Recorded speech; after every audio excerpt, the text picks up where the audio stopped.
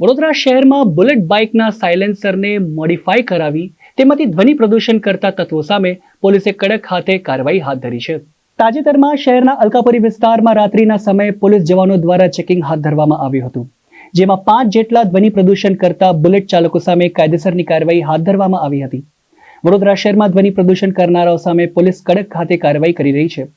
ધ્વનિ પ્રદૂષણ લાઉડ સ્પીકરો થકી હોય કે પછી બુલેટ બાઇકનું સાયલેન્સર મોડિફાઈ કરાવી કરવામાં આવતું હોય, બંને કિસ્સાઓમાં પોલીસ સતર્ક રહીને કામગીરી કરી રહી છે. તાજેતરની જ વાત છે કે શહેરના અલકાપુરી વિસ્તારમાં રાત્રિના સમયે પોલીસ જવાનો દ્વારા સ્પેશિયલ ડ્રાઈવ હાથ ધરવામાં આવી હતી. આ દરમિયાન વિકૃત અવાજ કરનારા 5 બુલેટની અટકાયત કરીને ચાલકો સામે વધુ કાયદેસરની કાર્યવાહી હાથ ધરવામાં આવી હતી. આ બુલેટને ડિટેઇન કરીને ચાલકો સામે એમવી એક્ટ મુજબ વધુ કાર્યવાહી હાથ ધરવામાં આવી હતી.